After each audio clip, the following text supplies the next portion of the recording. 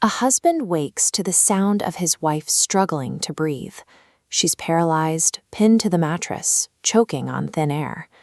But then he looks over at his 2-month-old daughter, and she is floating, suspended 6 inches above the bed.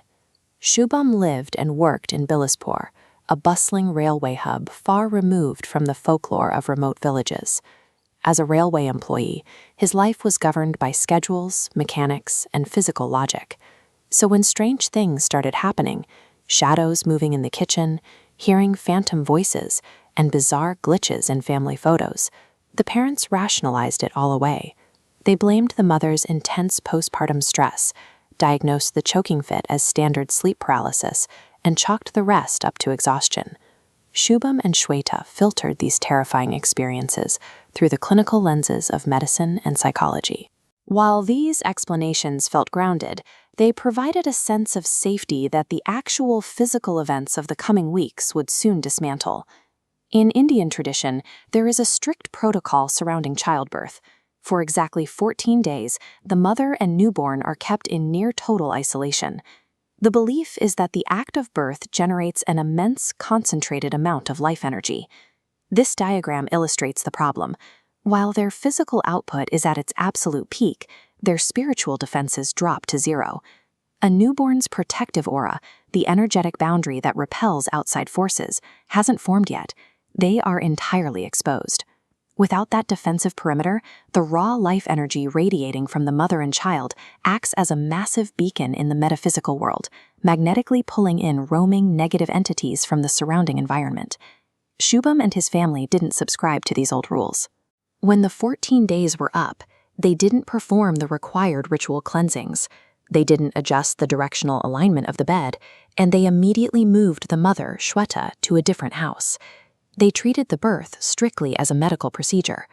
By ignoring the volatility of this spiritual threshold, they unknowingly left a massive, unprotected door wide open for something to follow them home.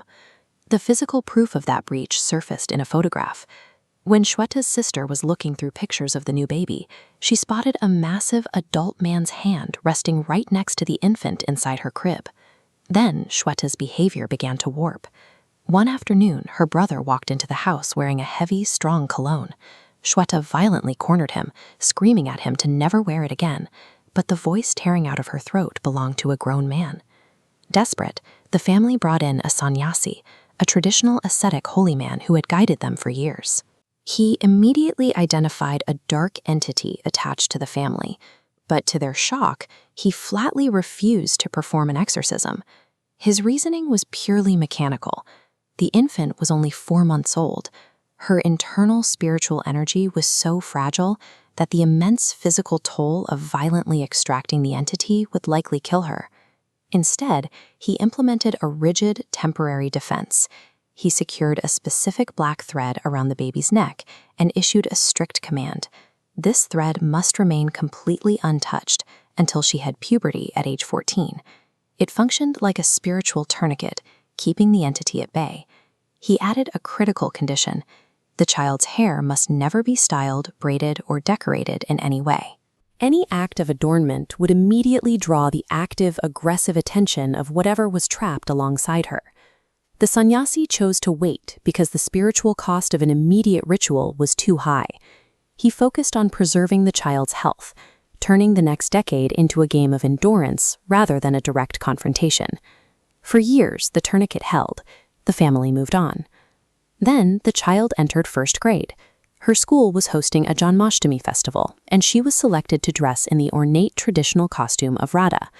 While getting her ready, a well-meaning teacher noticed the dull black thread around the girl's neck. Because it visually clashed with the bright festival outfit, the teacher untied it and shoved it into the girl's backpack. The physical reaction to breaking that seal was instantaneous. When the mother found the discarded cord later that afternoon, it had already begun to rapidly decay, oozing a dark residue and emitting the overpowering stench of a dead animal. With the barrier severed, the entity launched a brutal assault on the mother right inside their home, pinning her chest to the floor and crushing her throat in a desperate bid to finally claim the little girl. A carefully maintained, decade-long spiritual defense network collapsed in an instant. Swapping an ancient protective stricture for the sake of a modern aesthetic triggered the most catastrophic attack the family had ever faced. The family immediately fled to Jalaun, seeking out a powerful Baba. He isolated the mother and daughter, placing them inside precise, unbroken circles of salt, while initiating a traditional, intense fire ritual. Minutes into the ceremony, Shweta's body seized up, going completely stiff. The entity finally revealed itself, speaking through her mouth and announcing its name, Rihan. Rihan's presence exposed a hidden mechanic of the supernatural, known as Prarabdha Karma. This diagram outlines how it operates. When a life ends with massive unresolved trauma or a violent vow, that energy generates a tracking tether that locks onto a soul, hunting it straight into its next incarnation. In a past life, Rihan and the soul inside the little girl had been deeply in love, but her family murdered him for crossing interfaith lines. Before dying, he vowed to take her back. When she reincarnated, he tracked her down. Because her newborn body was too weak to occupy, he used the mother as a Trojan horse, waiting inside Shweta until the girl was older. But Rihan's strategy had a flaw. His grip was entirely dependent on the vulnerability created when the parents initially ignored the 14-day isolation rule. The Baba exploited that exact energetic gap, striking Shweta with holy water to permanently sever the past life connection and banish Rihan from her body. The extraction of Rihan revealed the true nature of the haunting, a calculated, cross-lifetime pursuit. It was an execution of a grudge that only found its opening because of a single, ignored ritual at the moment of birth. Today, the family lives in a new home. The daughter is healthy, and they've welcomed new children. But they remain vigilant, deeply aware of what was able to reach out from the unseen world. Cultural traditions, strange superstitions, and sudden gut feelings are often the survival manuals left behind by ancestors who mapped the invisible physics of our reality. Whether you subscribe to these beliefs or not, the story of Oshie suggests that ignoring the echoes of the past can invite consequences that transcend a single lifetime.